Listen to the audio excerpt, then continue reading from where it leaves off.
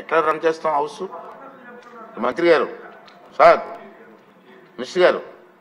Sorry sir. Sir, గౌరవ సభ్యులు లేవనెత్తిన అంశాలన్నింటినీ క్షుణ్ణంగా విన్నాం సార్. ముఖ్యంగా గ్రీన్ విశాఖ ప్రోగ్రాం సంబంధించి ఒక 40 లక్షల మొక్కలు నాటడం జరిగింది అధ్యక్ష. 7,000 ఎకరాల్లో అప్రాక్సిమేట్గా.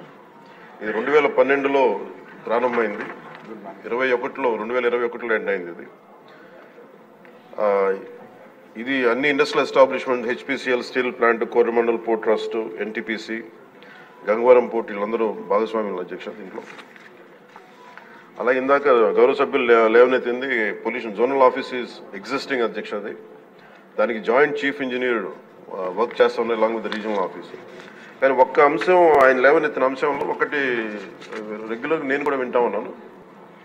ఎవరైనా సరే ఇక్కడ కాలుష్యం ఉంది అని చెప్పి పొల్యూషన్ కంట్రోల్ బోర్డు స్థానిక ఆఫీసులకు వెళ్ళడానికి అంత ఈజీగా లేదు, అంత ఇబ్బందిగా ఉందన్నారు. ఖచ్చితంగా అది మా దృష్టిలో ఉంది అధ్యక్ష. డెఫినెట్లీ దాన్ని వాళ్ళు కరెక్టెడ్. ఎవరైనా సరే పొల్యూషన్ ఉంది అనేది మాకు ఇబ్బందిగా ఉంది అని చెప్పి పొల్యూషన్ కంట్రోల్ బోర్డుకి ఏ ఆఫీస్కైనా వెళ్ళేలాగా ఆ చర్యలు తీసుకుంటాం అధ్యక్ష. ఇది ఆల్రెడీ ఇనిషియేట్ చేసాం. ఇది కొంత ఇనిషియేషన్ కూడా జరిగింది అధ్యక్ష. అది అలాగే జల కాలుష్యం, వాయు కాలుష్యంతో పాటు జల కాలుష్యం, భూ కాలుష్యం ఇవన్నీ కూడా పరిగణలోకి తీసుకుని పనిచేస్తున్నాం అధ్యక్ష. ఈరోజు క్వశ్చన్ అవర్ కాబట్టి అన్ని అంశాలకి నేను సమాధానం కొంచెం క్షుణ్ణంగా మేము ఒక అవగాహన చేసుకొని ఇంకొంచెం దీని మీద ఒక కార్యాచరణ రూపొందించి సదరు గౌరవ సభ్యులకి మీ దృష్టిలో పెడతానండి. మంత్రి గారు, నా సూచన ఏంటంటే విశాఖపట్నం మీ నగరం మీకు ఇష్టమైన నగరం అంచేత అక్కడ సభ్యులు చెప్పింది మాత్రం వాస్తవం, మీకు కూడా తెలుసు. మీరు ప్రత్యేకంగా ఒకసారి వచ్చి ఇన్స్పెక్ట్ చేస్తే బాగుంటుందంటే నా ఉద్దేశం. కాకపోతే మనకి ఏముందంటే ఒకసారి అన్ని సంపూర్ణంగా అవగాహన చేసుకొని ఒకసారి, ఎందుకంటే భౌతిక ఒకసారి వెళ్ళి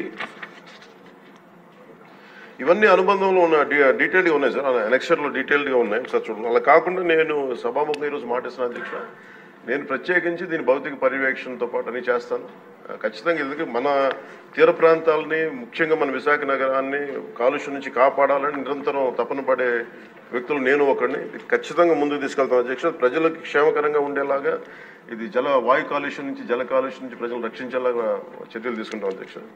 అది భౌతికంగా అది నేనే ప్రత్యేకించి సంబంధిత అధికారులతో ముందుకు తీసుకెళ్తాను అధ్యక్ష. Thank you. Question number 80 R&B